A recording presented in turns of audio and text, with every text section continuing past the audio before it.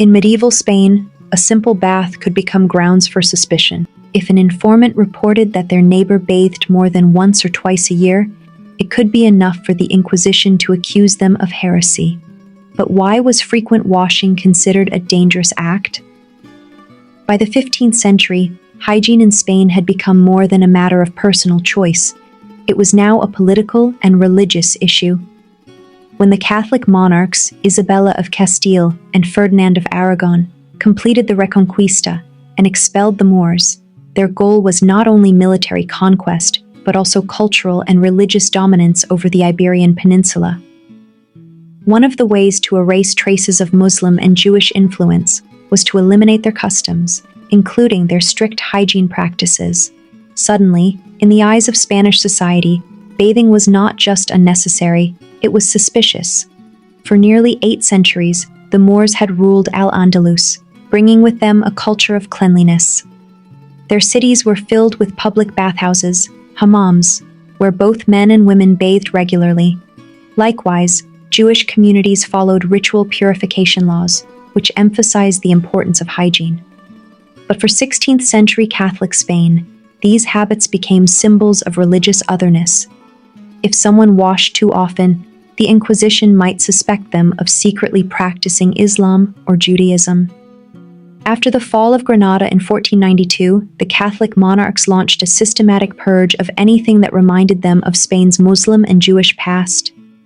The destruction of bathhouses became one of their strategies.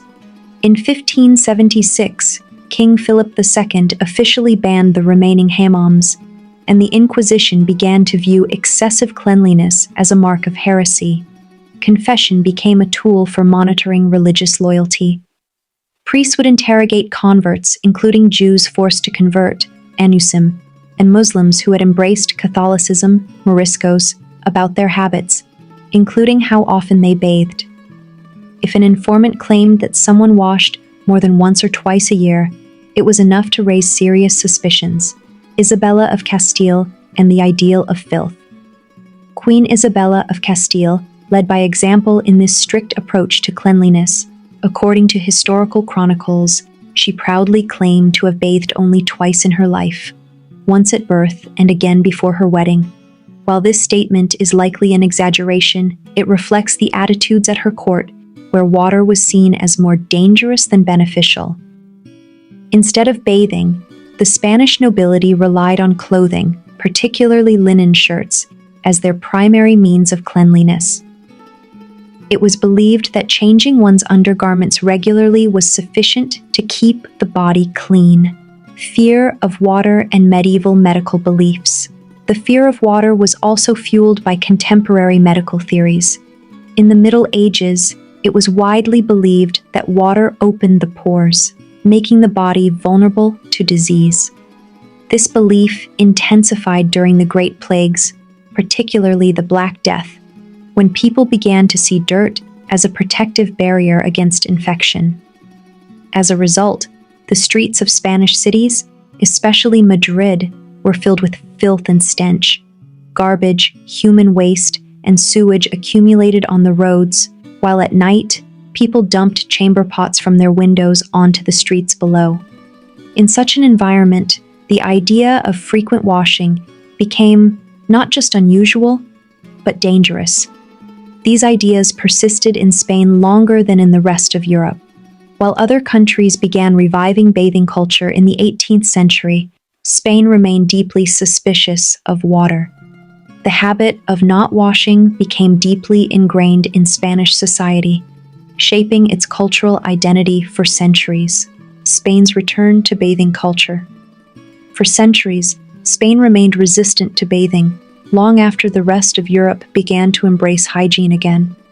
While countries like France and England started reopening public bathhouses and promoting personal cleanliness in the 18th century, Spain held on to its fear of water. The idea that bathing could weaken the body or invite disease was so deeply ingrained that even the aristocracy avoided it. Change came gradually and was influenced by several factors. One of the biggest turning points was the influence of foreign monarchs and diplomats, particularly during the reign of the Bourbon dynasty, which took the Spanish throne in the early 18th century. Coming from France, a country where perfumes and hygiene had already become fashionable, the Bourbons encouraged more refined standards of cleanliness at court. Another major shift occurred during the 19th century with advances in medical science.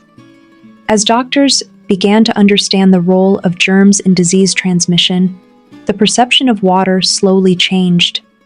Instead of being seen as a dangerous substance that weakened the body, water was now recognized as a crucial element of hygiene and disease prevention. The spread of public sanitation projects and the construction of modern sewage systems further reinforced this transformation. Industrialization and urbanization also played a role. By the late 19th century, cities like Madrid and Barcelona saw a growing middle class that began adopting European habits, including personal hygiene and bathing. The wealthy built private bathrooms in their homes, while public bathhouses began reappearing, though now with a focus on sanitation rather than religious or ritual cleansing. By the early 20th century, regular bathing had finally become normal in Spain, particularly in urban areas. The rise of advertising and consumer culture further promoted cleanliness, with soap and personal care products becoming symbols of modernity and progress. Schools began teaching basic hygiene practices, and doctors encouraged people to wash frequently as a way to prevent infections. Today, Spain has completely reversed its historical relationship with bathing. What was once seen as a sign of heresy is now a fundamental part of everyday life. From the elaborate Arab baths of Al-Andalus to the centuries of fear and suspicion surrounding water, Spain's journey back to embracing cleanliness was long and complex, shaped by science, foreign influence, and social change.